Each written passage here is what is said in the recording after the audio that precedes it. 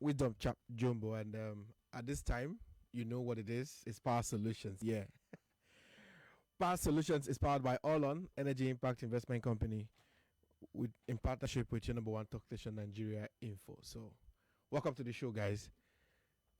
Again, we talk about everything power, as you know, and we bring you the latest gist, innovations, conversations, and all you need to know about power. And what we are doing with renewable energy, solar, and shout out to everybody who reached out. A few persons have said, Wisdom, this year I want you to switch me to solar. And I'm happy for you guys. And just in case, we haven't responded to your messages, please, no hard feelings. Try to send your message again, especially on WhatsApp, and so that we can be able to respond and help some of you who want to switch to solar. Okay, back to the gist. Do you have light? I hope you have light, too. If you don't have light, call me and tell me you don't have light, and I will look for a solution for you. That's why I'm here, to help you. All right, this is Power Solutions. My name is Wisdom, and I have an amazing guest in the studio. Like, we bring the hot topics every Monday. Let's see how we can dissect it. What is happening with power issues? How can we help Nigerians, transition? How can we help Nigerians move? How can we help your business survive? Amidst all these power issues in the country, there is a solution for you. You don't need to struggle anymore. There is a solution for you, and this is what we talk about every Monday at 9:30, at 11:30 on Nigeria Info. And if you've not been tuning in, I hope you make our time at you tune in. A lot is packed to talk about today, but before we move on, like you always know, I like to just touch on the hot topics. In the space, just to give you an update on what is happening in this space, just in case. I know some of you don't know. Anyways, on the hot topics today, the International Energy Agency, I'm reading a report that they support state electricity regulation as solution to Nigeria's power crisis. Yes, there's this conversation going on now, in the National Assembly. Should we, give states the power to sort of control more around power? Lagos is already working on a policy. I'm aware we had the Commissioner for Energy sometime last year, on the show to buttress on what that is happening. So, in July 2022, the chairman of the Senate Committee on Power presented the constitutional amendment bill that will allow states to own and develop electricity generation, transmission, and distribution capacity. Okay, and will this help to solve the power crisis? Will this be that perfect solution we have been waiting for? I really hope it is. IEA, which is the International Energy Agency, is supporting this, and they believe that this proposed removal of federal state monopoly on the electricity system would contribute to fostering investment in new capacity through public-private partnership. Well, my own work is to make sure there's light in your house and to tell you how that light will come. All right, let's move to this conversation. My guest is in the studio. He's waiting, and I'll tell you about him shortly. Today on the show, we are discussing tackling shortage of electricity and high costs. Do we have power? Why don't we have power? People have said it is expensive. Some people have argued with me that, solar is expensive. Some have said, well, I use it, and in the long run, it is helping me. Okay, that's good. So we're trying to break all of that down today. The short supply of electricity, and also to discuss the high costs, and especially in the area of renewables, sources like solar and all of that. I have an amazing guest in the studio. This is my guest. I've been tracking him for a long time, and today he's here. His name is Olakunle Owoeye. He's the managing director of Ecowatt Nigeria Limited. Hi, Kunle. Hi, Wisdom. Yes. Thanks so much for having me. Yes, welcome to the show. And we've been trying to do this for a long time, and I'm happy to see you, happy to meet you, and happy to have you in the studio today. Welcome to Power Solutions. Thank you so much. It's my pleasure. Nice. So you had the hot topic, the hot gist I was sharing earlier. Do you think, just to start off with that very quickly, do you think if states can control power in their. If you allow states to have control of their power and remove the monopoly the federal government currently has, will that help to solve the power crisis? Yeah, thanks so much for this question. I would say yes, it is the right time now for us to start looking at the right time. The right technical time for that is called decentralized energy generation. Decentralized energy generation. Okay. So, not to rely only on the national grid again. We know that Nigeria has installed capacity of like 16,000 megawatts, and only 5,000 is able to be wheeled to the end users through the national grid. Okay. That is, it's good for us now to site the power plant close to the end users, and that is what we are looking at. Like, if each state can start having their own power generation, and also, yes, we know that these distribution companies, they own all this jurisdiction, right? You can't just put up a power plant and want to start selling, because these guys they own the whole zone. But there's a way there can be a negotiation with them to strike a deal. The states wants to generate power to its populace, and you guys are the one there to help us take it to them. Please buy it from us, and that will. So you think you also support the idea? Yes, I support it, and it's a good one. Yes, okay, yes, all right, thank you. Lovely. We'll go into it more as we go into the conversation. And if you're just joining, my guest is Olakunle Owoeye. He's managing director, Ecowatt Nigeria Limited. Our topic is tackling the short supply of electricity, or shortage as you call it, and high cost.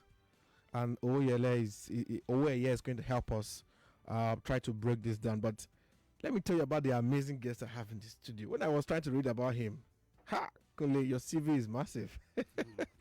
All right, but we know you are an electrical engineer, you are an entrepreneur, you are a sustainable energy evangelist, and you are a Mandela Washington Fellow.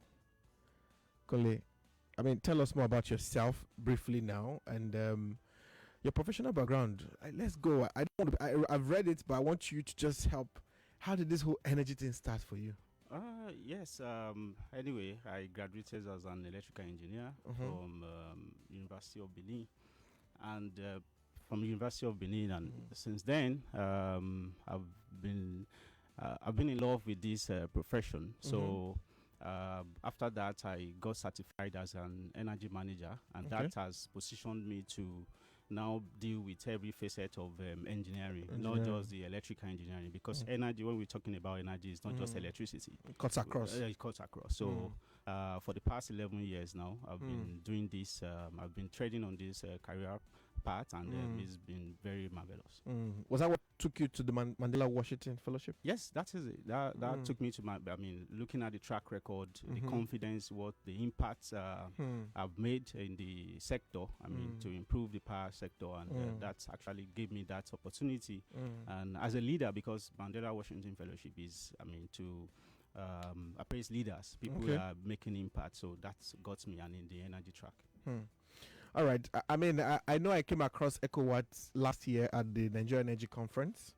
And since then I've been interested, and that's what we had led to this conversation today. And you co-founded the company Ecowatt in 2016. Tell us briefly the idea for you behind setting up that company at the time. Oh, thanks for this question. I would really want to appreciate Mrs. Damilola Ogunbiyi. You might know her, and Senator Gbenga Shafa. After my NYC, we were picked alongside 14 others to be trained as Women's Power Academy. And at that place, because electricity was being privatized at that time, so we were prepared to take over the power sector. And it was there I heard about energy management. And this actually spurred my interest to help the nation to actually reduce energy cost and also provide access to energy. And I felt like I would be underutilized. My potential will not be maximized if I continue to work as an employee. So I decided to have my own company and being a freelance consultancy, and pushing it out through my company, because this gives me more freedom to be able to make more impact. So when you look back now, how is that going for you? It's really been marvelous. It's paying off. Over 11 years of dedicated career path. It's paying off, and we're yet to even tap this potential is yet to be tapped. And it has a lot of promise. Nice, lovely. Lagos, if you're just joining the conversation, we have been discussing tackling the short supply of electricity and the high cost. And my guest in the studio is Olakunle Owoeye, who is Managing Director, Ecowatt Nigeria Limited. This is Power Solutions. Power Solutions, like you know, is powered by All On Energy Impact Investment Company in partnership with your number one talk station, Nigeria Info. Yes. So, Olakunle, let's go into the main gist now. I'm tackling this issue of electricity. And the high cost. Nigeria has been doing a lot, but it seems like there's something we are still not doing right. So now my question to you is, in tackling this issue of electricity, what is Nigeria not doing right? This also will bring me back. Let me just quickly paint in scenario for you. The wealth of a nation in terms of electricity is measured based on per capita. Okay. That is how much electricity is gets to you as an individual. And the funny thing is, in Nigeria, you only have access to one electric bulb throughout the year. We're at 138 compared to South Africa there that has about 3,000, like 20 times more than what we are providing. Yet, not that we're not doing anything anyway. We have installed capacity that's even bigger than that of Zambia and all those other sub-Saharan Africa. But the right thing we need to do now is to actually concentrate, like we said at the beginning, to concentrate on decentralized energy generation. Let's start looking at states. Look at Lagos State now. Most of these secretariats are being powered independently. They are off the national grid. The Alausa. What are they using? Some renewable energy source? What are they doing? It's actually a fossil fuel based, but gas. Gas is still a bit environment friendly. They're using that, and that the capacity was just 10 megawatts, and it displays 25 megawatts of diesel generator installed around different secretariats, and they save a lot of money for bringing this to a one common place. And that has, they've replicated that in different area in the Lagos state, and that has actually helped. So if we start concentrating on this kind of states wise thing, it will help us to bridge the gap quickly. That's, I think. So is this where we are not getting it right? Yes, because we keep concentrating on the national grid. I will tell you, national grid has a losses of around 34% compared to like 10% in other countries. That is 34% of electricity that we generate from those power plants don't get to end users. Do we want to be wasting power? Why not side this power close to the end user so that these losses can be reduced and the burden on the national grid can be reduced? Yes, the national grid should continue, but let's also focus on these states. So decentralization. Decentralization. Let's keep emphasizing on that. All right. So many experts have told me that, look, Nigeria has amazing policies around mini grids setting up. Some said, look, they've argued that the country has been unable to meet demand because of policies and regulations. On the other hand, they tell me mini grid regulations in Nigeria are really good. But what do you agree with this? Do we still have issues around policy and regulation? Okay, thank you very much. We have fantastic policies in Nigeria. Nigeria Energy Policy, Renewable Energy Master Plan, Energy Transition Plan that just came in now. Renewable Energy Roadmap too. I'm studying that. A lot of policies. The main problem is implementations of these policies, right? Because implementation requires a lot. It requires resources, funding, awareness, and all that. And are we ready? Let me give you an example. There's a policy that says that if you are importing solar panels into the country, it will be duty. There should be a duty waiver that you shouldn't pay duty on solar panels. I know that. But go and ask people importing solar panels now. Nothing is. They still keep paying this duty. So the policies are there, but the implementation is the main thing. Okay. So our issue is not policy or the regulation, it's just implementation of those policies. Well, what do you think should be done now to drive the implementation, if you were to give an advice on that? Yeah, I would say that we should look critically on what it requires to implement these policies. Okay. I'll give an example. Recently, SON adopted minimum energy performance for lighting. Standard Organization of Nigeria. Yeah, Standard Organization of Nigeria. Adopted minimum energy performance for lighting. But before they can enforce people to stop importing the substandard product, then they should have a lab where they will be able to test if they do market surveillance to be able to test if your products meets that or not, then that means with this infrastructure, laboratory and all that. So I think what we need to do critically is look at what it requires to implement these policies and be able to plan on them and start doing them one after the other. Lovely. Thank you for that. So Lagos, I want to throw the question to you now. How do you think we should tackle the issue of electricity? I mean, I don't know if some of you have lights. I don't know how distribution power is in your area. What should be the solution from your end? I'm throwing it. If you want to call me, you can call me on 0700 993 993 993. You can call me. I'd love to share your ideas, and so you'll be part of the conversation. All right, coming back to you now. I mean, the fuel queues recently resurfaced. There have been fuel queues a lot in the last couple of months in many filling stations across the country. And but we all agree that solar is the most widely acknowledged source of renewable energy that, I mean, it's easy for us to get hold of and deploy, and Nigerian market already accepts that.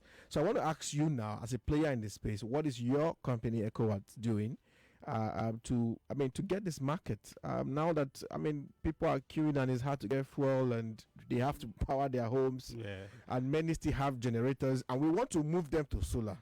That's why we are doing this show. Yes, for you, I want to learn from you, what have you guys been doing to get that market? Okay. I wouldn't say we should actually use this opportunity of fuel scarcity to now make us be in business, because this is temporary. Very soon the fuel scarcity will go. How are we being relevant is about our innovations. So we actually prioritize innovations in this space, and what we've been able to do is to really focus on the value chain. I mean, solar will not just fly on your roof. You need to conduct an audit, you need to do a load study, you need to design, you need to put it on the roof, you need to even continue to maintain it. So these are the areas where we are operating. Some of the solar companies are even our complementor instead of being a competitor, because we help companies to do the load audits, designing, even the maintenance of these systems. We have different solutions, like innovations that we just had now that helps you to actually make sure solar save you cost, not just to give you backup. I mean, it's not just for you to have electricity when NEPA fails. Is it also saving you electricity? That is what solar should be, because solar is free. It should come to help you to reduce your cost on utility. We have this call. Let me take this call out now, and then. Hello, good morning. Welcome to Power Solutions. Hello. Yeah, please reduce the volume of your radio set, please. You have 30 seconds. Please, you're doing a good job. I must commend you. Thank you. This power issue is the key to development. Right now, I own a shop. Okay. And I sell soft drinks. Okay. But the NEPA thing is not reliable. I'm using generator now. You can see the cost in terms of fuel and all that. So is it possible for me to get solar freezer through you?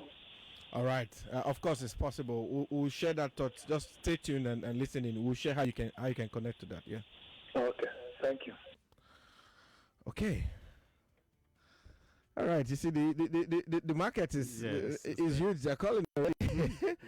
Okay. Now, how do you? What I want to ask you now? How do you explain? I mean, you're in the field. You go to these people. How do you explain the cost effectiveness of using solar against the generator? I mean, it's still a conversation we've not been able to try to simplify more. How do you do that when you go to the field? And you said the solar must save you. You said something. It must save you electricity Cost. Yes. Cost must save you costs. How do you explain this? Just for clear understanding. Yeah. So most people that deploy solar, they will tell you at the end of the month they now pay more on even utility like NEPA bills, just because the solar is actually the NEPA electricity is charging their battery, and in that case battery is not efficient, that they can't get everything out again, then they pay more at the end. So what we're trying to do is the solar should not only be for backup, but also save you electricity. Okay. Therefore, if there is solar, utility supply like NEPA, and there's sun, some of this, your load, your appliances can be powered by solar dedicatedly. Okay. While the rest is powered by utility. Let me hold your thought and take this call quickly. Thank you. Okay. Sorry, we lost that. Sorry, we need to call me back again in case we lost that phone call. So continue your thoughts. Okay. So the thing is, when you have sun there and there's utility, I mean NEPA supply, you don't have to. I mean, you have to put all your appliances, some of the dedicated appliances on solar only.